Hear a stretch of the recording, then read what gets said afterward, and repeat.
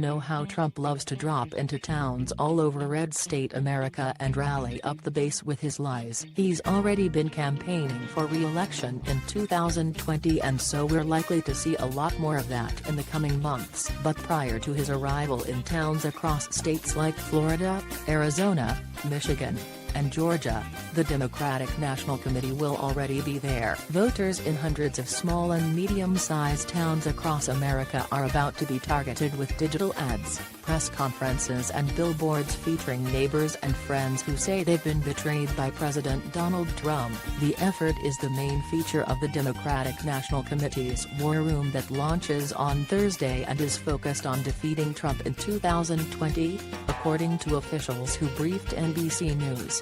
A team of several dozen staffers have compiled an archive of thousands of documents obtained through local news and Freedom of Information Act requests that will be used to spotlight promises Trump made during visits to specific communities, and to put a human face on what's happened since then.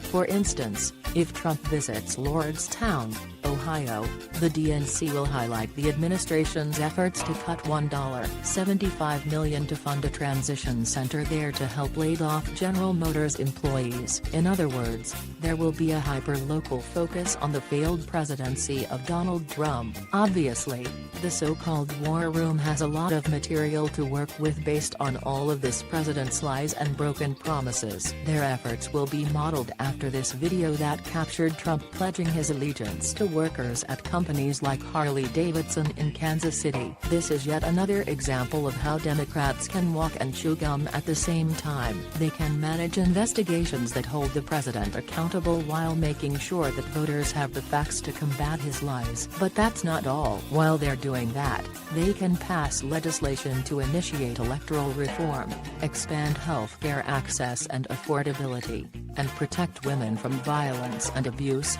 to name just a few. That's not a bad hat trick.